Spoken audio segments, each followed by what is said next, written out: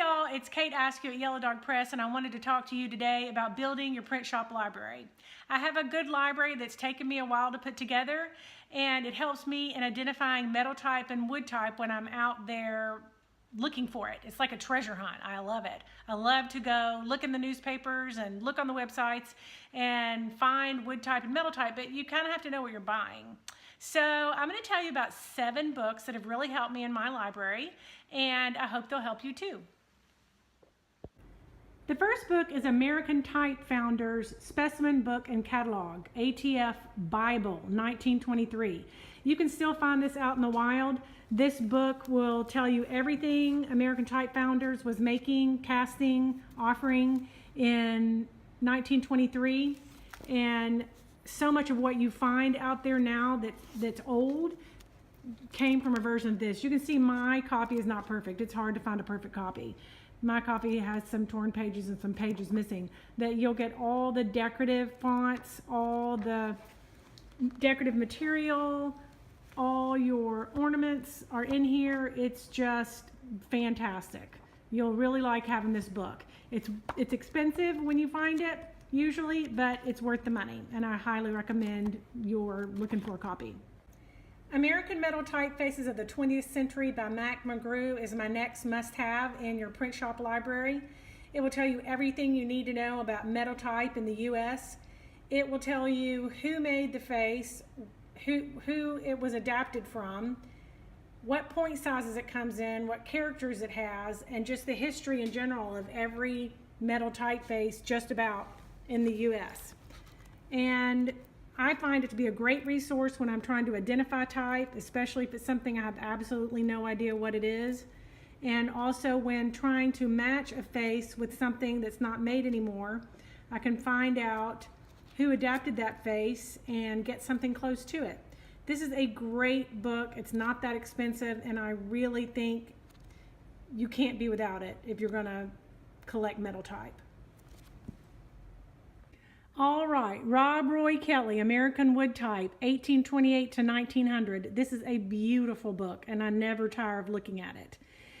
When I'm trying to identify manufacturers of wood type or trying to pinpoint when a manufacturer made a font of wood type, I can look in here, and they have a section that actually shows you all the logos, and you can pinpoint pretty closely by what logo you have when that type was manufactured.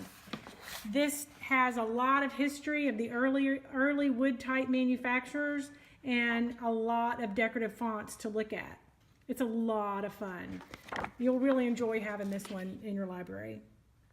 The next 2 books to look for are Hamilton's Specimens of Wood Typefaces, which is a reproduction of the 1897 catalog, and the William H. Page Wood Type Company, and it is a reproduction of the 1888 catalog. These books are filled with the faces that were offered at those companies at that time. And when you're out hunting for type, they're a great identification resource, especially this William H. Page.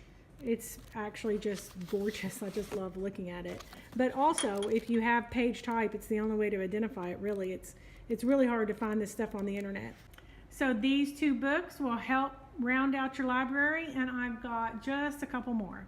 This book, The Practice of Printing by Ralph Polk, was first published in about 1925 and was reprinted over and over again. This is not an expensive book, but it will really help you get going, especially with your platen work. It gives you just the fundamentals of printing. If you're going to be a printer in any way, shape, or form, you need this book. And anything else Ralph Polk wrote also. So Ralph W. Polk, The Practice of Printing, this one is a must-have. All right, this last one is not really a must-have. It's just a really beautiful book that I like to look at. It's a typographical journey through the Inland Printer, 1883 to 1900.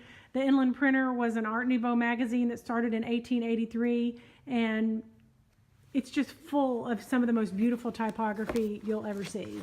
This is the Inland Printer's greatest hits, typography-wise, in this book. It's a whole lot of fun. All right, that's it. I hope you like this video and hearing about the books I have in my library that help me every day in my print shop. I hope you have fun finding these books, and if you have any questions, let me know. I'll keep looking for things I think you'll like in your shop, and I'll see you next time. Bye.